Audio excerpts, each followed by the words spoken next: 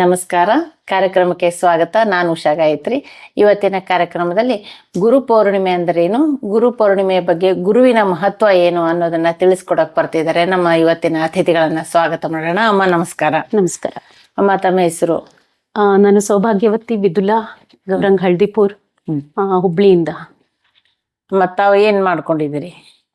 ನಾನು ಮೂಲ ನಂದು ಗೋಕರ್ಣ. ಅಲ್ಲಿಂದ ನಾನು ಮುಂಬೈಗೆ ನಂದು ಆಪ್ಥೆಲ್ಮಿಕ್ ಟೆಕ್ನಾಲಜಿ ಮಾಡ್ಲಿಕ್ಕೆ ಹೋಗಿದ್ದು. ಆಪ್ಥೆಲ್ಮಿಕ್ ಟೆಕ್ನಾಲಜಿಸ್ಟ್ ಇದ್ದೇನೆ. ಆದ್ರೆ ಈಗ ಒಂದು 26 ವರ್ಷದಿಂದ ನಾನು ಅದರಲ್ಲಿ ಆ ಫೀಲ್ಡ್ ಅಲ್ಲಿ ಇಲ್ಲ.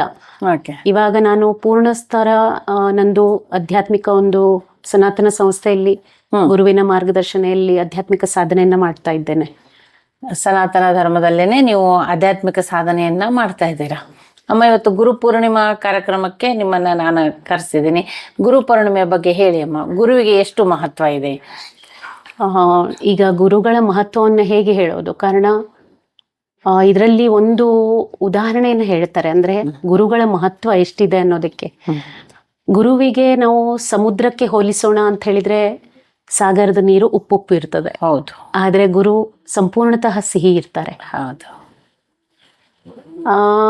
ಯಾವುದಕ್ಕೆ ಉಪಮೆ ಕೊಡೋದು? ಪಾರಸ್ಮಣಿ ಅಂತ ಹೇಳ್ತಾರೆ. ಹೌದು. ಪಾರಸ್ಮಣಿ ಅಂತ ಹೇಳಿದ್ರೆ ಅದು ಯಾವುದೇ ಒಂದು ಲೋಹಕ್ಕೆ ತಾಗಿದ್ರೆ ಅದು ಅದನ್ನ ಬಂಗಾರವನ್ನಾಗಿ, ಚಿನ್ನವನ್ನಾಗಿ ಪರಿವರ್ತನೆ ಮಾಡುತ್ತೆ.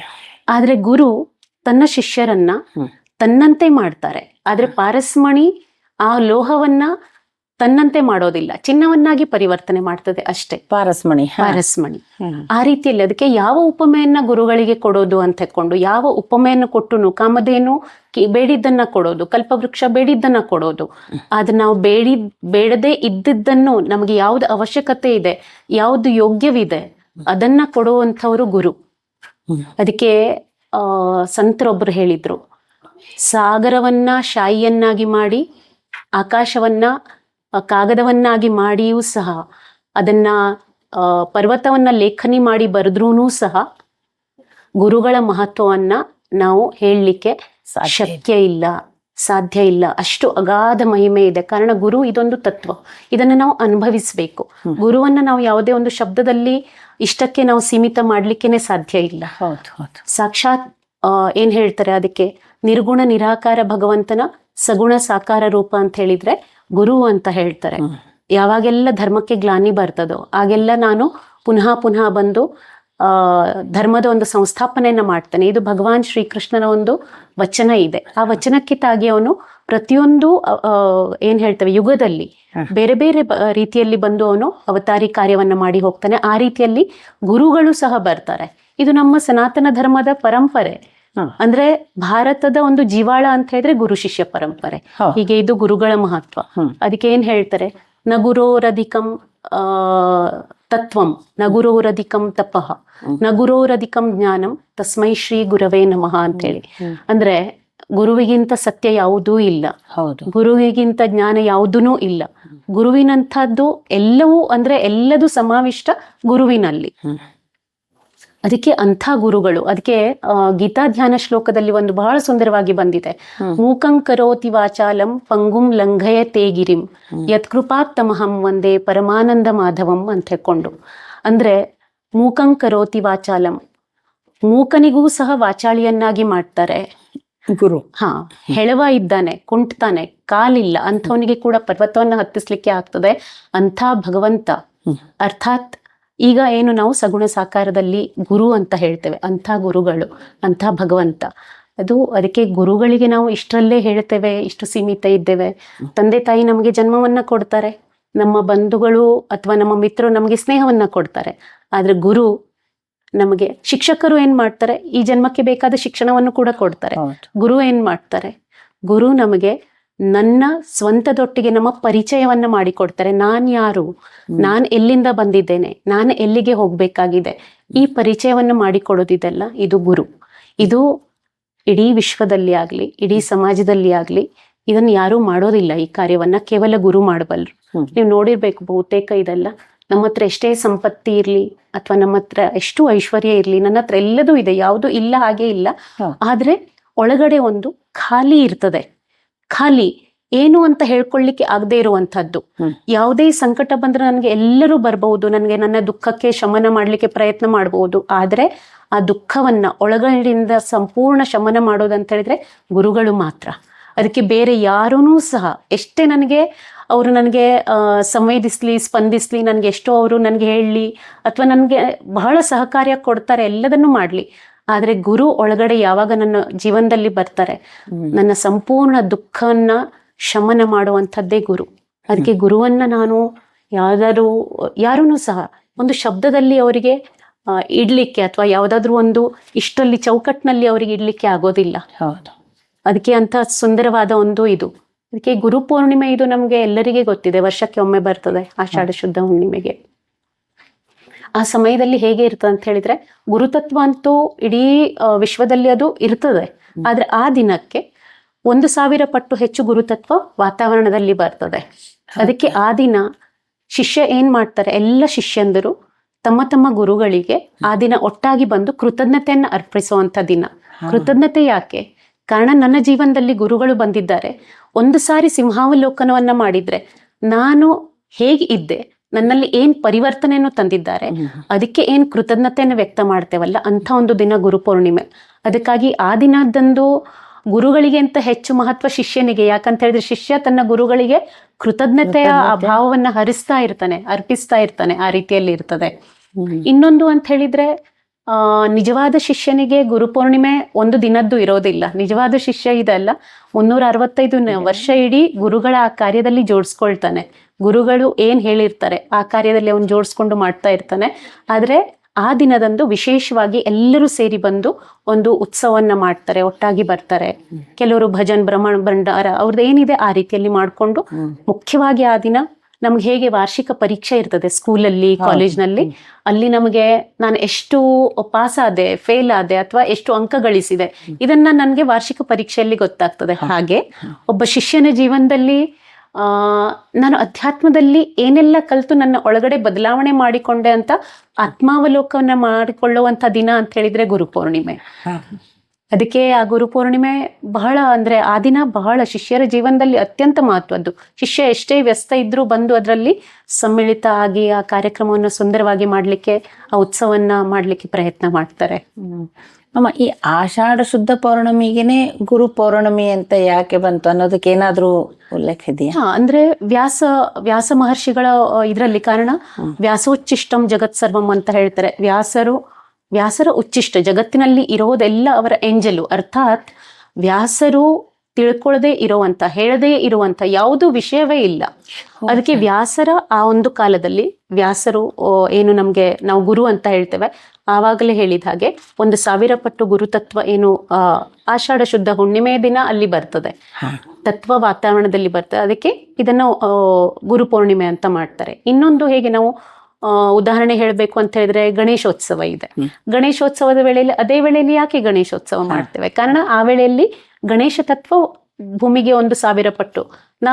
ಪ್ರತಿಯೊಂದು ಶಿವರಾತ್ರಿ ಇದ್ದಿರಬಹುದು, ನವರಾತ್ರಿ ಇದ್ದಿರಬಹುದು, ಆ ಸಮಯದಲ್ಲಿ ಆಯಾ ತತ್ವ 1000 ಪಟ್ಟು ದಿನನಿತ್ಯಕ್ಕಿಂತ ತುಲನೆಯಲ್ಲಿ ಹೆಚ್ಚಿನ ಪ್ರಮಾಣದಲ್ಲಿ ವಾತಾವರಣದಲ್ಲಿ ಬರ್ತದೆ. ಮತ್ ಯಾರು ಅದರಲ್ಲಿ ಸಮ್ಮಿಳಿತ ಆಗ್ತಾರೆ, ಮನಸ್ವಿ, ಕಾಯ ವಾಚ ಮನಸ ಅಂತ ಹೇಳ್ತಾರೆ, ಅವರಿಗೆ 1000 ಪಟ್ಟು ತತ್ವದ್ದು ಲಾಭ ಸಿಗ್ತದೆ. ಹಾಗೆ ಗುರು ಪೂರ್ಣಿಮೆಯಂದು ಆ ರೀತಿಯ ಗುರು ಪೂರ್ಣಿಮಾ ಕಾರ್ಯಕ್ರಮವನ್ನು ಆಚರಣೆ ಮಾಡೋದು. ಈ ಗುರು ಪೌರ್ಣಿಮೆ ಒಂದು, ಈಗ ನಾವು ಗಣೇಶ ಚತುರ್ಥಿ ಅಂದ್ರೆ ಗಣಪತಿ ಅಂತ ಇದು ಮಾಡ್ತೀವಿ, ಶಿವರಾತ್ರಿ ಅಂದಾಗ ಈಶ್ವರ ಅಂತ. ಈ ಗುರು ಪೌರ್ಣಿಮೆ ಅಂತ ಇದು ಆರಂಭ ಆಗ್ಬೇಕಂದ್ರೆ ಒಬ್ರು ಗುರುಗಳನ್ನ ತಗೊಂಡು ಮಾಡಿರೋದಿದೆಯಾ ಅಥವಾ ಹೇಗೆ ಇದು? ಇದರಲ್ಲಿ ಹೇಗೆ ಬೇರೆ ಬೇರೆ ಸಂಪ್ರದಾಯಗಳಿದ್ದಾವೆ ಸಮಾಜದಲ್ಲಿ. ಆಯಾ ಸಂಪ್ರದಾಯದವರು ಏನ್ ಮಾಡ್ತಾರೆ ಅಂತ ಹೇಳಿದ್ರೆ, ತಮ್ಮ ತಮ್ಮ ಗುರುಗಳು, ಅವ್ರು ಯಾರ ಮಾರ್ಗದರ್ಶನದಲ್ಲಿ ನಾವು ಆಧ್ಯಾತ್ಮಿಕ ಸಾಧನೆಯನ್ನ ಮಾಡ್ತೇವೋ ಅವರ ಮಾರ್ಗದರ್ಶನದಲ್ಲಿ ಇರ್ಬೇಕಿದ್ರೆ ಅವರ ಗುರುಗಳು ಅಥವಾ ಈ ರೀತಿಯಲ್ಲಿ ಆ ಗುರುಗಳ ಪ್ರತಿಮೆಯನ್ನಿಟ್ಟು ಅಥವಾ ಪ್ರತ್ಯಕ್ಷ ಗುರುಗಳಿಗೆ ಎದುರುಗಡೆ ಇಟ್ಟು ಈ ರೀತಿಯಲ್ಲಿ ಅವರವರ ಶ್ರದ್ಧೆಗೆ ಅನುಸಾರ ಅವರವರು ಕಾರ್ಯಕ್ರಮವನ್ನ ಮಾಡ್ತಾರೆ. ಪ್ರತ್ಯಕ್ಷದಲ್ಲಿ ಗುರು ಇದೊಂದು ತತ್ವ, ಗುರು ಒಂದು ದೇಹ ಅಲ್ಲ.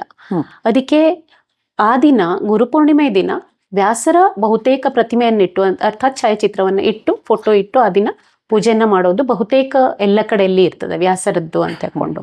ಅದು ಸಂಪ್ರದಾಯಗಳಲ್ಲಿ ಆಯಾ ಇದರಲ್ಲಿ ಅವರವರು ತಮ್ಮ ತಮ್ಮ ಗುರುಗಳದ್ದೊಂದು ಪೂಜೆಯನ್ನ ಮಾಡೋದು ಕೂಡ ಇದೆ ಇದು ಆ ರೀತಿಯಲ್ಲಿ. ಇನ್ನೊಂದು ಗುರುತತ್ವ ಅಂತ ಹೇಳಿದ್ರೆ ಹೇಗೆ ದೇಹ, ಈಗ ನಾವು ಬಹಳಷ್ಟು ಸಂತರದ್ದ ಗುರುಗಳದ್ದ ಹೆಸರುಗಳನ್ನ ಕೇಳ್ತೇವೆ. ಅಲ್ಲಿ ಹೇಗಿದೆ ಅಂತ ಹೇಳಿದ್ರೆ ಆ ಎಲ್ಲ ಗುರುಗಳು ಸಹ ಏನ್ ಹೇಳ್ತೇವೆ, ಎಲ್ಲ ಸಂತರು ಗುರುಗಳಿರೋದಿಲ್ಲ, ಆದ್ರೆ ಎಲ್ಲ ಗುರುಗಳು ಸಂತರಿರ್ತಾರೆ. ಅಂತ ಗುರುಗಳದ್ದು ಇದೆಲ್ಲ ಹೇಗಿರ್ತದೆ ಅಂತ ಹೇಳಿದ್ರೆ, ಒಂದು ಹಸುವಿನ ಕೆಚ್ಚಲು, ಆ ಕೆಚ್ಚಲಿನಿಂದ, ಯಾವುದೇ ಕೆಚ್ಚಲಿನಿಂದ ಹಾಲು ಕರೆದ್ರೂ ಅದ್ರದ್ದು ಸಿಹಿ ಒಂದೇ ಇರ್ತದೆ, ಅದ್ರ ರುಚಿ ಒಂದೇ ಇರ್ತದೆ. ಹಾಗೆ ಯಾವುದೇ ಗುರು, ಯಾವುದೇ ದೇಹದಾರಿ, ಯಾವುದೇ ಗುರುಗಳನ್ನ ತೆಕ್ಕೊಂಡ್ರೆ ಆ ಎಲ್ಲ ತತ್ವ ಒಂದೇ ಇರ್ತದೆ. ಶಬ್ದಗಳು ಬೇರೆ ಬೇರೆ ಇದ್ದಿರ್ಬೋದು, ಆದ್ರೆ ತತ್ವ ಒಂದೇ. ಆದ್ರಿಂದ ಗುರುವನ್ನ ನಾವು ಈ ದೇಹದಿಂದ ನೋಡೋದಿಲ್ಲ, ಗುರುವನ್ನ ತತ್ವದಿಂದ ನೋಡ್ಲಿಕ್ಕೆ ಇರ್ತದೆ. ಗುರುವನ್ನ ನಾವು ಯಾವ ರೀತಿಯಾಗಿ ಪೂಜಿಸಬಹುದು? ಬಹಳ ಸುಂದರವಾಗಿ ಪ್ರಶ್ನೆಯನ್ನ ಕೇಳಿದ್ರಿ. ಕಾರಣ ಇವತ್ತು ನಮ್ದು ಹೇಗಾಗಿದೆ ಸಮಾಜದಲ್ಲಿ ಅಂತ ಹೇಳಿದ್ರೆ, ವ್ಯಕ್ತಿ ಪೂಜೆಯನ್ನ ನಾವು ಜಾಸ್ತಿ ಮಾಡ್ತೇವೆ ಇವತ್ತು ಸಮಾಜದಲ್ಲಿ. ಆದ್ರೆ ಪ್ರತ್ಯಕ್ಷ ಗುರು ಇದೊಂದು ಇದೆಲ್ಲ ತತ್ವ, ಈ ನಿರ್ಗುಣ ತತ್ವ ಇದೆಲ್ಲ, ಇದರದ್ದು ನಾವು 365 ದಿನವನ್ನ ನಾವು ಮಾಡ್ಲಿಕ್ಕೆ ಇದೆ ಆರಾಧನೆಯನ್ನ. ಆರಾಧನೆ ಹೇಗೆ ಮಾಡೋದು? ಒಬ್ಬ ಗುರು, ನೀವು ಇದರಿಂದ ಯುಗ ಯುಗಗಳಿಂದ ಕೇಳಿದ್ದೀರಿ, ಧರ್ಮ ಸಂಸ್ಥಾಪನೆ ಕಾರ್ಯದಲ್ಲಿ ಎಲ್ಲ ಗುರು ಶಿಷ್ಯ ಪರಂಪರೆ ಅಂತ ಅವಾಗ ಹೇಗೆ ಹೇಳಿದೆ, ಹಾಗೆ ಗುರುಗಳ ಕಾರ್ಯ ಒಬ್ಬ ಸಾಧಕನ ಜೀವನದಲ್ಲಿ ಅವನ ವೈಯಕ್ತಿಕ ಮಾರ್ಗದರ್ಶನ ಮಾಡಿಕೊಂಡು ಅವರಿಗೆ ಆಧ್ಯಾತ್ಮಿಕ ಪ್ರವಾಸವನ್ನ ಮಾಡಿಸಿ ಈಶ್ವರ ಪ್ರಾಪ್ತಿಯನ್ನ ಮಾಡಿಕೊಳ್ಳೋದು ಗುರುಗಳ ಒಂದು ಕಾರ್ಯ. ಆದ್ರೆ ಇನ್ನೊಂದು ಕಡೆಯಲ್ಲಿ ಸಮಾಜವನ್ನ ಅಧ್ಯಾತ್ಮದ ಕಡೆ ಹೊರಳಿಸೋದು ಮಾತ್ರ ಅಲ್ಲ, ಸಮಾಜದಲ್ಲಿ ಅಧರ್ಮ ತಾಂಡವಾಡ್ತಾ ಇದ್ರೆ ಆ ಅಧರ್ಮವನ್ನ ನಾಶ ಮಾಡಿ ಧರ್ಮ ಸಂಸ್ಥಾಪನೆಯನ್ನು ಮಾಡೋದು ಕೂಡ ಗುರುಗಳ ಒಂದು ಕಾರ್ಯ ಇದೆ. ಈ ಗುರುಗಳ ಕಾರ್ಯದಲ್ಲಿ ಗುರು ಒಂದು ದಿನದಲ್ಲಿ ಈ ಕಾರ್ಯವನ್ನ ಮಾಡೋದಿಲ್ಲ, ಅವರು ನಿರಂತರವಾಗಿ ಕಾರ್ಯವನ್ನ ಮಾಡ್ತಾ ಇರ್ತಾರೆ. ಅಂಥ ಗುರುಗಳ ಕಾರ್ಯದಲ್ಲಿ ನಿರಂತರವಾಗಿ ಒಬ್ಬ ಶಿಷ್ಯ ಕೂಡ ಇದೆಲ್ಲ, ಅಥವಾ ನಾವು ಎಲ್ಲರೂ ಸಹ ಗುರುಗಳ ಕೃಪೆ ಸಂಪಾದನೆ ಮಾಡ್ಬೇಕು ಅಂತ ಹೇಳಿದ್ರೆ ಅವರ ಕಾರ್ಯದಲ್ಲಿ ಕೈ ಜೋಡಿಸ್ಲಿಕ್ಕೆ ಇರ್ತದೆ. ಅದು ಗುರುಗಳ ಪ್ರತಿ ಶಿಷ್ಯ ಒಂದು ಕೃತಜ್ಞತೆಯನ್ನು ಅರ್ಪಿಸೋದು, ಅಂದ್ರೆ ನಿರಂತರ ಅವರ ಕಾರ್ಯದಲ್ಲಿ ಕೈ ಜೋಡಿಸೋದು, ಅದಕ್ಕೆ ಅವರ ಸೇವೆ ಮಾಡೋದು ಅಂತ ಹೇಳಿದ್ರೆ ಇದೇ ಇದೆ. ಈಗ ಉದಾಹರಣೆ ಹೇಳ್ಬೇಕು ಅಂತ ಹೇಳಿದ್ರೆ, ಶ್ರೀಕೃಷ್ಣ ಗೋವರ್ಧನ ಪರ್ವತವನ್ನ ಎತ್ತಿದ್ರು. ಹೌದು, ಅವ್ರು ಎತ್ತಿದಾಗ ಕೇವಲ ಕೃಷ್ಣ ಪರಮಾತ್ಮ ಮಾತ್ರ ಗೋವರ್ಧನಗಿರಿಯನ್ನ ಎತ್ತಲಿಲ್ಲ, ಅಂದ್ರೆ ಅವ್ರು ಎತ್ತಿದ್ರು ಪ್ರತ್ಯಕ್ಷದಲ್ಲಿ. ಅಲ್ಲಿ ಅಕ್ಕಪಕ್ಕದಲ್ಲಿ ನಿಂತ ಗೋಪಿಯರೆಲ್ಲ ತಮ್ಮ ಕೋಲನ್ನ ಹಚ್ಚಿದ್ರು. ಇದ್ರ ಅರ್ಥ ಏನಿತ್ತು? ಭಗವಂತನಿಗೆ ಅದು ಅಸಾಧ್ಯವಾ ಎತ್ತಲಿಕ್ಕೆ? ಅವರಿಗೆ ಸಾಧ್ಯವೇ ಇತ್ತು. ಆದ್ರೆ ಗೋಪಿಯರು ಶ್ರದ್ಧೆಯಿಂದ ತಂದು ಒಂದು ಸೇವೆ ಇರ್ಲಿ ಅಂತ ಹೇಳ್ಕೊಂಡೊಂದು ಕೋಲನ್ನ ಎತ್ತಿದ್ದು. ರಾಮಾಯಣದಲ್ಲಿ ನಾವು ಇದನ್ನ ಕೇಳ್ತೇವೆ. ಅಂದ್ರೆ ಶ್ರೀರಾಮಪ್ರಭು ಲಂಕೆಗೆ ಹೋಗ್ಬೇಕಿದ್ರೆ ರಾಮಸೇತು ನಿರ್ಮಾಣ ಆಯ್ತು. ರಾಮಸೇತು ಭಗವಂತ ಒಂದು ಸಂಕಲ್ಪ ಮಾಡಿದ್ರೆ ಇದೆಲ್ಲ ರಾಮಸೇತು ತಾನಾಗಿ ಆಗಿ ಹೋಗ್ತಿತ್ತು. ಆದ್ರೆ ಎಲ್ಲರ ಸಾಧನೆ ಆಗ್ಬೇಕು ಅನ್ನೋ ದೃಷ್ಟಿಯಿಂದ ಅವರಿಗೆ ಸೇತುವೆಯನ್ನ ಕಟ್ಲಿಕ್ಕೆ ಹೇಳಿದ್ರು. ಮತ್ತೆ ಎಲ್ಲರೂ ಸಹ ರಾಮನಾಮ ಜಪದಿಂದ ಸೇತುವೆಯನ್ನ ಕಟ್ಟಿದ್ರು. ಅದಕ್ಕೆ ಜಾಂಬು ಅಂತ ಅವರು ತುಂಬಾ ಹಿರಿಯ ಜೀವ ಇತ್ತು. ಅವ್ರು ಅದನ್ನೆಲ್ಲ ಮಾಡಿ ಆಚೆ ಕಡೆ ಹೋದ್ಮೇಲೆ ಜಾಂಬು ಅಂತ ಒಂದು ಪ್ರಶ್ನೆಯನ್ನ ಕೇಳಿದ್ರಂತೆ ಶ್ರೀರಾಮಪ್ರಭುವಿಗೆ, ಭಗವಂತ ಎಲ್ಲದೂ ನಿನ್ನ ಸಂಕಲ್ಪದಿಂದನೇ ಆಗ್ಲಿಕ್ಕಿದ್ರೆ ಕೊನೆಗೂ ನಿನ್ನ ಸಂಕಲ್ಪದಿಂದನೇ ಆಯ್ತು. ಕಾರಣ ರಾಮನಾಮ ಬರೆದ ಮೇಲೆನೆ ಎಲ್ಲ ತೇಲಿತ್ತು, ಮತ್ತೆ ಆಮೇಲೆ ಒಂದು ಸೇತು ನಿರ್ಮಾಣ ಆಗಿತ್ತು. ಎಲ್ಲವೂ ನಿನ್ನ ಸಂಕಲ್ಪದಂತೆ ಆಗ್ಲಿಕ್ಕೆ ಇದ್ರೆ ಮತ್ತೆ ಹಾಗಿದ್ರೆ ನಮ್ಗೆ ಇದನ್ನ ಕಲ್ಲನ್ನ ಹಾಕಿಲಿಕ್ಕೆ ಹೇಳಿದ್ದಾದ್ರೂ ಯಾಕೆ ಅಂತ ಹೇಳ್ಕೊಂಡು, ಅದಕ್ಕೆ ಭಗವಂತ ಒಂದು ಸುಂದರವಾದ ಉತ್ತರವನ್ನ ಕೊಟ್ರು. ನಾನೇ ಇದನ್ನ ಮಾಡಿದ್ರೆ ನಿಮ್ಮ ಪುರುಷಾರ್ಥ ಎಲ್ಲಿರ್ತಾ ಇತ್ತು ಅಂತ ಹೇಳ್ಕೊಂಡು, ಪುರುಷಾರ್ಥ ಯಾವಾಗ ಇರ್ತದಲ್ಲ ಆವಾಗ ಕೃಪೆ ಆಗ್ತದೆ. ಅದಕ್ಕೆ ಆ ಪುರುಷಾರ್ಥವನ್ನ ನಾವು ಮಾಡ್ಬೇಕಿದ್ರೆ, ಸಾಧ್ಯ ಮಾಡ್ಬೇಕು ಅಂತ ಹೇಳಿದ್ರೆ, ಒಂದು ಹೇಗೆ ಇದೆ, ನಾವು ಹೊರಗಡೆ ನಾವೊಂದು ಅಡಿಗೆಯನ್ನ ಮಾಡ್ತೇವೆ, ಅಂದ್ರೆ ಏನಾದ್ರೂ ಒಂದು ಹೊಸ ರುಚಿಯನ್ನ ನೋಡ್ತೇವೆ ಅಥವಾ ಏನಾದ್ರೂ ಒಂದು ಮಾಡ್ತೇವೆ. ಯಾರಾದ್ರೂ ನನಗೆ ಮಾಡಿ ಕೊಟ್ಟಾಗ ಅದರದ್ದು ರುಚಿ ಹೇಗಿರ್ತದೆ, ಮತ್ತೆ ಪ್ರತ್ಯಕ್ಷ ನಾನೇ ಸ್ವಲ್ಪ ಕಷ್ಟಪಟ್ಟು ಮಾಡಿದಾಗ ಅದ್ರ ರುಚಿ ಹೇಗಿರ್ತದೆ, ತುಂಬಾ ವ್ಯತ್ಯಾಸ ಇದೆ. ಆನಂದವನ್ನ ಪಡಿಬೇಕು. ಅದಕ್ಕೆ ಕೈ ಕೆಸರಾದ್ರೆ ಬಾಯಿ ಮೊಸರು ಅಂತ ಹೇಳ್ತಾರೆ. ಬಹಳ ಸುಂದರವಾದದ್ದು ಅದು. ಅಂದ್ರೆ ನಾನ್ ಕಷ್ಟ ಪಡ್ಬೇಕು, ಆಗ ಹೋಗಿ ನನಗೆ ಅದರದ್ದು ಆನಂದ ಸಿಗ್ತದೆ. ಯಾರೋ ಕಷ್ಟಪಟ್ಟಿದ್ರದ ಆನಂದ ನಾನು ಅನುಭವಿಸ್ಲಿಕ್ಕೆ ಆಗೋದಿಲ್ಲ. ಅದಕ್ಕೆ ಈ ಆನಂದವನ್ನ ಅನುಭವಿಸಿದ್ದು ಹೇಗೆ ಇದೆಲ್ಲ ಇದು ಗುರುಗಳು ನಮಗೆ ಹೇಳ್ಕೊಡೋದು. ಅದಕ್ಕೆ ಅವ್ರದ್ದು ನಿರಂತರವಾದ ಸೇವೆಯಲ್ಲಿ ನಾವು ಇರಬೇಕು. ಅದು 365 ದಿನ ಹಗಲು ರಾತ್ರಿ ಅಂತ ಹೇಳ್ತೇವಲ್ಲ, ಆ ರೀತಿಯಲ್ಲಿ ನಮ್ದು ಕನವರಿಕೆ ಇದ್ರೆ ಇದೆಲ್ಲ ಗುರುಗಳ ಕೃಪೆಯನ್ನ ಸಂಪಾದನೆ ಮಾಡಬಹುದು. ಅದಕ್ಕೋಸ್ಕರ ಕೊನೆಗೂ ನಾನು ಸೇವೆಯನ್ನ ಮಾಡೋದು ಯಾಕೆ ಇರ್ತದೆ, ಯಾರಾದ್ರೂ ಮಾಡ್ಲಿಕ್ಕೆ ಇದೆ ಅಂತ ಹೇಳಿದ್ರೆ ಒಂದೇ ಉದ್ದೇಶ, ಗುರುಗಳ ಕೃಪೆ ನಮ್ಮ ಮೇಲೆ ಆಗ್ಬೇಕು. ಆ ರೀತಿಯಲ್ಲಿ ಒಂದು ಚಿಕ್ಕ ಮಗು ಸಹ ಮನೆಯಲ್ಲಿ ಅಪ್ಪ ಅಮ್ಮಂದು ಒಂದು ತನ್ನ ಮೇಲೆ ಪ್ರೀತಿ ಇರಬೇಕು ಅಥವಾ ಅವರು ನನ್ನ ಕಡೆ ನೋಡ್ಬೇಕು, ನನ್ಗೆ ಹೆಚ್ಚು ಲಕ್ಷ್ಯ ಕೊಡ್ಬೇಕು, ಗಮನ ಕೊಡ್ಬೇಕು ಅನ್ನೋದಕ್ಕೋಸ್ಕರ ತಂದೆ ತಾಯಿಗೆ ಸಹಾಯ ಮಾಡ್ತದೆ. ಅದು ಹೇಳಿದ್ದು ಅವರು ಎಲ್ಲ ಹೇಳಿದ್ದನ್ನ ಕೇಳ್ತದೆ, ಇದೆಲ್ಲದೂ ಇದೆ.